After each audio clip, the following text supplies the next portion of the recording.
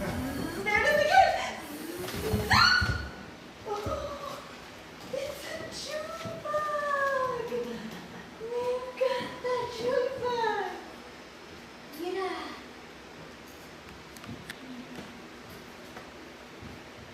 I used to pay attention to June bugs when I was a kid. They're also called fig-eating beetles, or Cornipes mutabilis is their Latin name, and in Mexico, mayate. They're from the Scarab family, and it was always like magic when they would appear.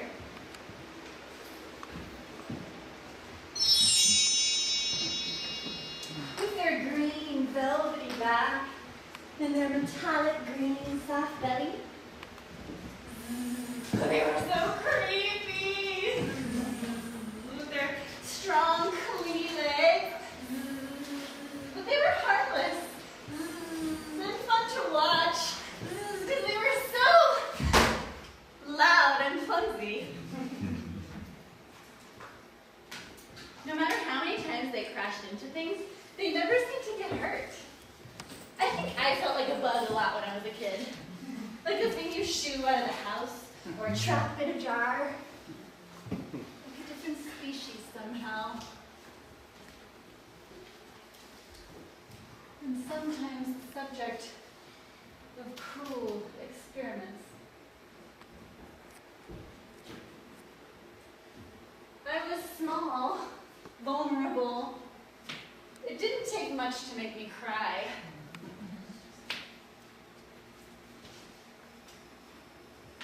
I was a spindly little animal that made weird sounds and funny movements.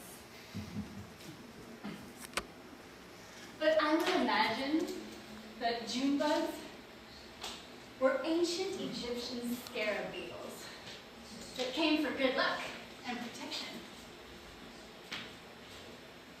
The Egyptians believed that scarabs were solar deities because they would lay their eggs inside a ball of dung and roll it across the land from east to west like the sun. When they arrived to the water, the mother beetle would die and her young would emerge. For this reason, the beetle god Khepri was responsible for reincarnation, resurrection, and creation.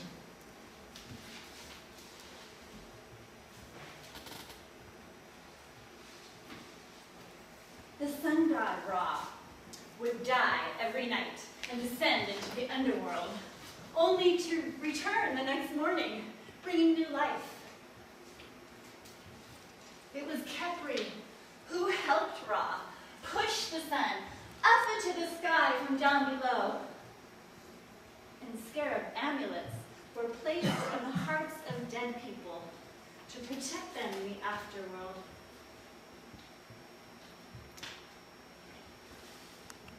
The amulets had a powerful prayer written on them. This piece is a prayer. It's a spell. It's a celebration for my protection and rebirth. And for yours too. And for my son Sequoia, who just turned 18. Woo. And I can't leave out my parents. And all my brothers and sisters, and my family, my whole family, extended family, all my cousins, and my aunts and uncles, that I may tour my work in all the cities that they live in. And for my success as a teaching artist, so that my student loans will be forgiven. And for more forgiveness all around, for that matter. And that I eat a salad every day, and get more organized. And that the Democrats win the election. And for reproductive rights, and immigration rights, and free health care. And the ending of global warming, and ending of racism and sexism and classism and homophobia and transphobia. Yeah. Woo! And for more trees, and figs, and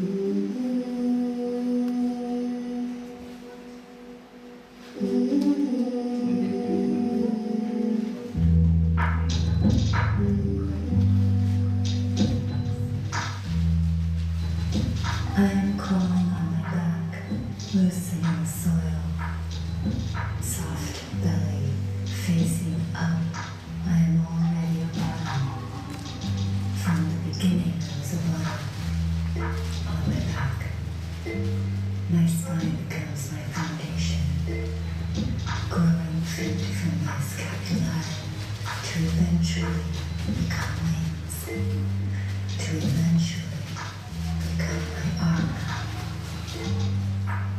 Green velvety shell over shoulder blades crawl, spine bends my back, pressing away from the earth, up to you, laying in the sun, floating on the water.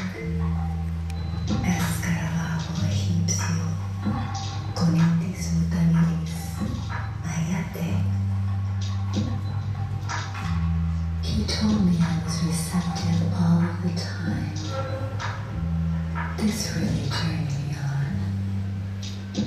I kind of melted on my back between the sheets, on the floor, against the wall, tied loosely to that tree. Why did he hurt me? Why do they always end up hurting me? I'm laying in the dark again, in the attic, on the bathroom floor, laying in the cradle, falling back in the trust game, back to back, leaning back, mis antepasados en el columno, the past behind me, la tierra abajo, my future above me. I can release myself. I can get unstuck from the perpetrator on top of me. I can dissolve and become free, become whole. I will have strong legs again. My hardened shell will form to protect my wings so I can fly. Can somebody lay on me? I need a weighted blanket. Somebody touch me and help me realize I exist. Pick up the baby when she cries. I am not you. It's best to look at the stars while lying on one's back. I gave birth on my back. I gave birth in 7 hours at home with 2 midwives. He was born on a full moon. In the middle of the night, I became a mother. Oh, my heart of my mother, please don't let me fail. Please keep us alive.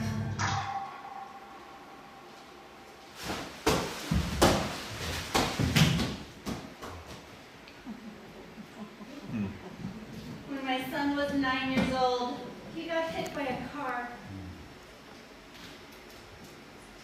I was there. Yep.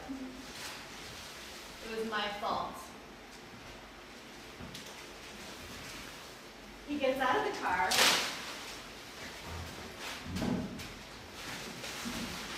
On his way to soccer practice.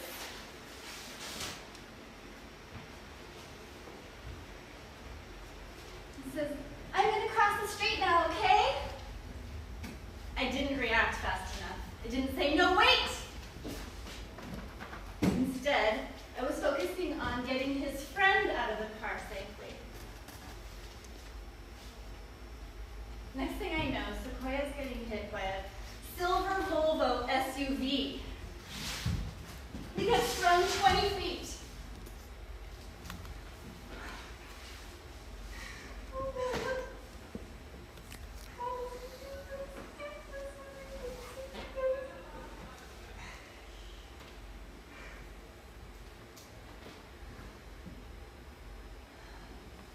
Thank God nothing bad happened. No serious injuries, no broken bones. Just a few stitches.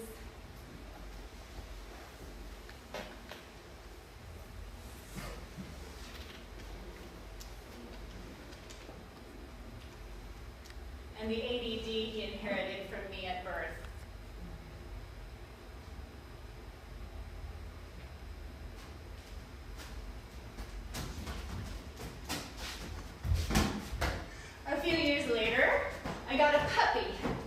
And the same thing happened. Oh my God, I won't tell you all the details. But let's just say I wasn't paying well enough attention to her, and my puppy got run over and broke her leg. She had surgery. She's okay. But after that, I got a therapist, a psychiatrist, I joined a support group, I read a bunch of books, I watched a bunch of videos. My ADD was dangerous.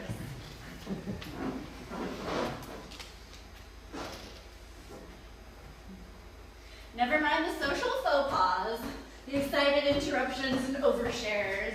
Never mind the constant fidgeting and spacing out.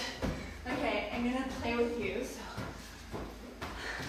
you're gonna throw it back or maybe throw it to each other. I don't know what's gonna happen.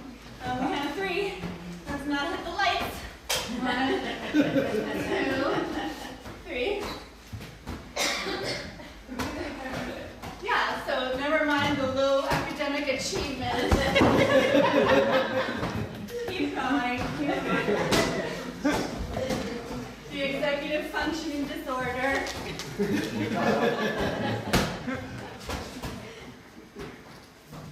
Never mind the low self-esteem that comes with all the failures and rejections and the feeling of always being behind, not learning choreography fast enough, or Espanol, I should really be fluent by now. Never mind the many failed relationships, although some of those were life-threatening.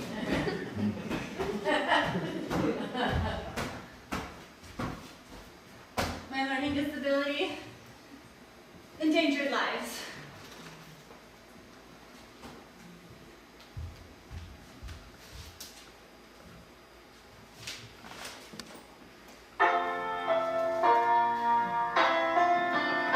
Intimate relationships are a sensitive, delicate variation on the theme of communications and interfacing. They are dances choreographed with intricate steps and have great potential for disaster. Dating relationships are vulnerable to an ADDer's intensity and impaired communication skills. His enthusiasm or sparkle can be a strong magnet that initially attracts his love interest. But over time, his level of intensity can suffocate his lover.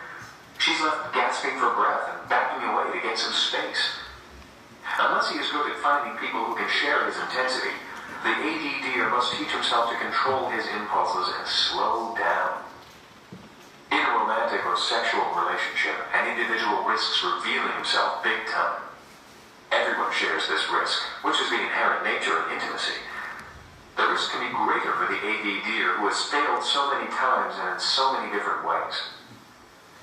Some ADDers do just fine with intimate relationships. You may be involved in a positive, fulfilling one right now. Or you may be taking some time to regroup after a relationship you've chosen to end. On the other hand, you may be struggling with repeated failures in your attempts to connect with a significant other. If you are, you'll need to analyze the reasons for your failures. Let's look at some ways to avoid the pitfalls and improve the quality of your relationships. Here are 6 pointers on successfully playing the dating game. 1. Play hard to get. You should never utter the words, "I love you," after just a few dates. Watch your partner's signals for clues about the progress of the relationship. Even if you immediately set your sights on your new love interest, play hard to get for a while. This keeps the desire and fear of closeness in proper balance until the other person has time to catch up with your willingness to make a commitment. This approach may sound somewhat manipulative, but it doesn't have an evil intent. Let's face it, an ADD adult has to carefully plan many aspects of his life to make them work. Why should relationships be any different? Monitor the relationship. Spontaneity is a lovely thing, but ADDers can get into trouble when freedom reigns. Keep your finger on the pulse of the relationship. If your partner seems skittish, back off and lighten up. When the intensity level is too high, be less available for a while. Don't swing too far to to the other direction either. You can chase a love interest away with your apparent indifference. Relationships require continual work and maintenance.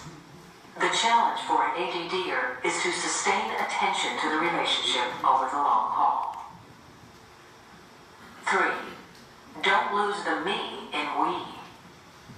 Be sure to maintain your usual interests when you begin dating someone new. This will help you keep a reasonable distance from the relationship to prevent your total immersion in it. This will also help you maintain your own identity. 4. Watch your impulsivity. Impulsive behavior can create an assortment of problems in an ADD adult's life. In a sexual relationship, it can cause life-threatening trouble. In this day of serious sexually transmitted diseases, more than emotional well-being is at stake. It's wise to wait a while before beginning any sexual relationship. 5. Stop and think. If you're feeling restless just thinking about such an unbearably slow pace of a relationship, use your imagination and consider this. Visualize a whole lifetime of restlessness with a spouse who bores you to death. Visualize a giant vice systematically tightening down and squeezing out all your hard work at recovery and rebuilding your sense of self. You are worth too much to throw away your progress by impulsively hooking up with someone who is wrong for you. 6. Debunk the Prince Charming myth. This one is for women who grew up believing the myth. Watch for your yearnings for Prince Charming. Don't look at every date as a stepping stone to marriage. Try to enjoy your evening of dinner and dancing without visualizing yourself at the altar. If you do in fact make it to the altar, you'll learn that marriage and child rearing present all the challenges we've already discussed and then some. The intricacy of the dance is heavily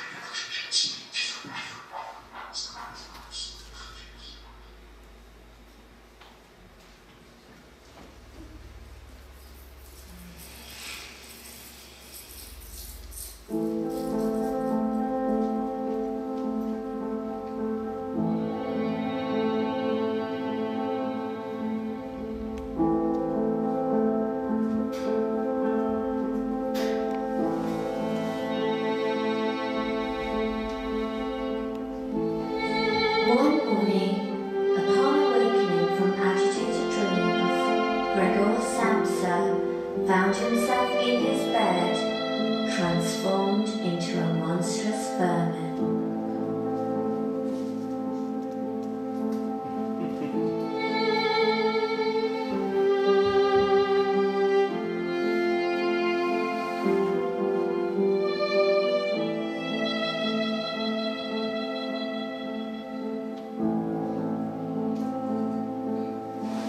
Perhaps the greatest consequence of Gregor's metamorphosis is the psychological distance it creates between Gregor and those around him. Gregor's change makes him literally and emotionally separate from his family members, indeed from humanity in general. He is unable to speak and consequently has no way of communicating with other people. Gregor's metamorphosis literally separates him from the human race, as it makes him no longer human.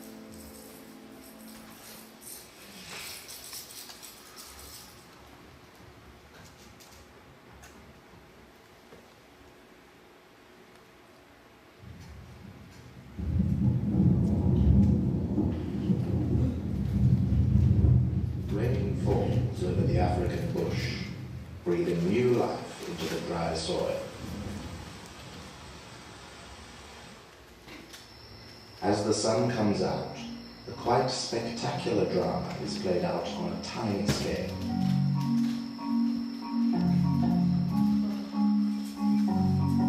The humble dung beetle is taking advantage of the weather, needing both wet and dry to form his ball of dung.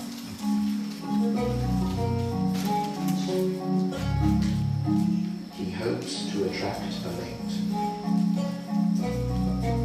However, he has only managed to attract the attentions of a rival male.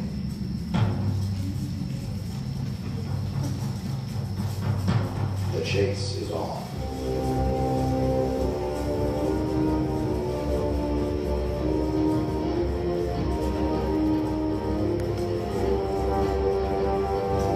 Male dung beetles will often try to steal the dung balls of others, rather than go to the trouble of making their own.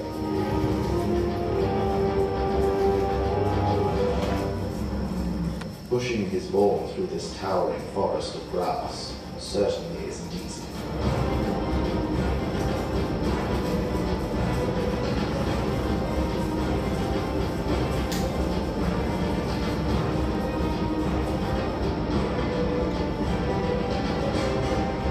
As the sun blazes overhead, the first male has become stuck in a ditch. He has no choice but to turn and face his pursuer. However, the rival male has lost interest. Now our little hero faces the long and arduous task of literally pushing down uphill.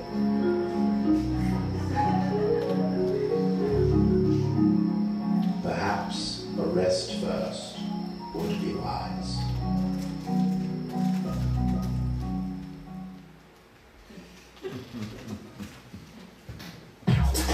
Yeah, yeah, uh-huh. Yeah, yeah, uh-huh. Sweet, yeah, yeah. Sharp, uh-huh. Sane, yeah, yeah. Sexy, uh-huh. Yeah, yeah, uh-huh. Yeah, yeah, uh-huh. Yeah, This yeah. is embarrassing. A woman in her 40s addicted to dating apps. Oh, but you're cute. Quite right. Ah, I got a match. I like witty banter. Too pretentious and generic. Swipe left. No drama. Okay, that usually means it's a projection or you're not able to process emotions. Swipe left. Courageous, smart, handsome, funny, humble. I know you are not humble. The world would be a better place with more fill in the blank tacos. Oh my god. How did this become so trendy? Everybody loves tacos, no? That's just like saying, I like good food. Who here likes good food? Raise your hand.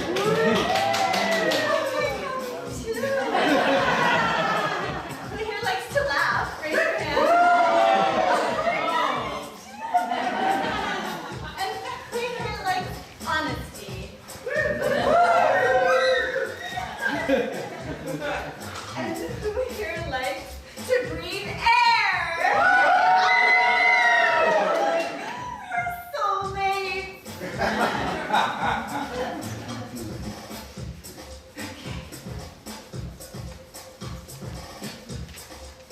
Okay, these pictures of you and your guns need to be illegal. And why would I want to see that you can kill a big, huge fish? SWB. Tempting. Should I? Okay, no, I need an LTR. I am teaching. What is that? Introverted, intuitive, thinking, judging, also described as detached, pragmatist, analytical, and antisocial, no empathy. That sounds a little scary to me. No sociopath sleep. I'm sorry if you are one. It would be a good match for me. I'm probably either an INFP or an ENFP. I think I'm an ISFP. I'm not sure if I'm an introvert or an extrovert. I think I'm an introvert, but I will be an extrovert if I have to. right now. I'm gathering information, doing research about how I feel and behave around many different people. Trying not to dive in so quickly. The goal is that I never get hurt again.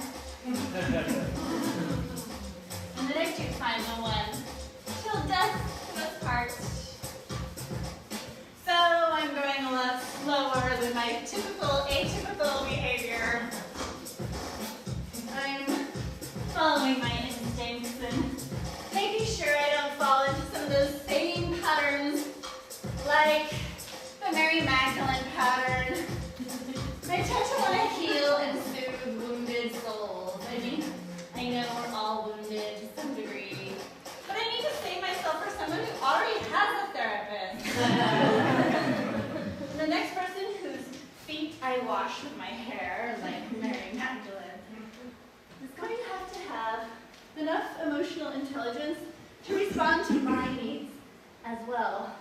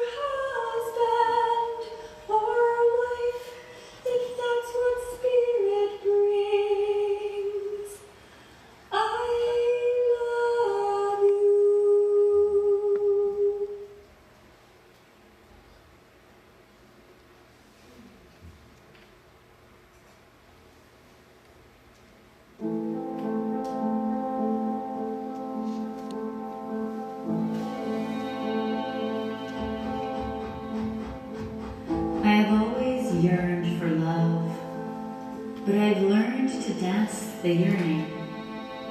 Over the wreckage of a broken home, I've learned to notice that the life within my body is nothing short of a haiku miracle each time I shower in the morning. Even though I still can't get the mold out of the cracks of the tiles. Distracted again. My thoughts come out in short sentences, 7 or 5 syllables, and I've learned to commit to the plan, even if I'm sick or tired or stuck on my back, out of money or out of gas, I'll walk. My right foot empties out the trash in circular motion as my spine slowly ripples around the flowers. An atlas in the back of my head, an aching-breasted heart, wet, cramping, undulating larva loosening soil, spilling afterbirth, soaking towels placed by a midwife who was there one time. No one gave me a baby shower, but baby, when you were born, I learned to take basic care of myself. 3 meals a day, a snack every 2 hours, 8 to 10 hours of sleep.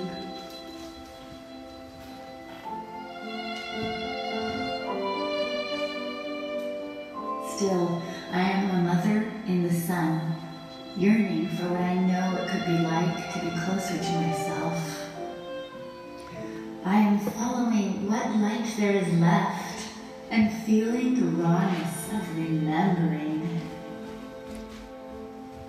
Still, I am a mother with a son, pushing into a painful rebirth and release of you.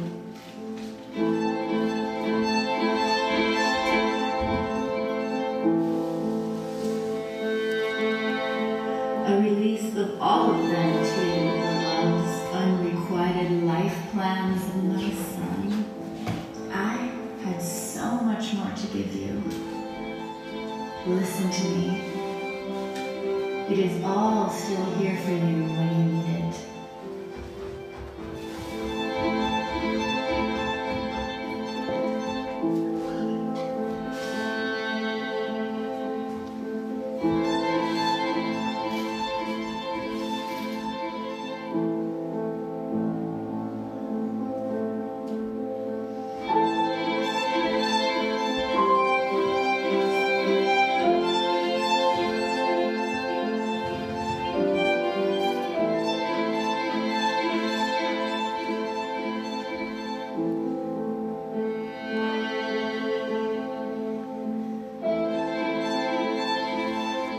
Oh, my heart of my mother. Oh, my heart of my mother. Oh, my heart of my different forms. Do not stand up as a witness against me. Do not be opposed to me in tribute. Do not be hostile to me in the presence of the keeper of the balance. For you are my ka,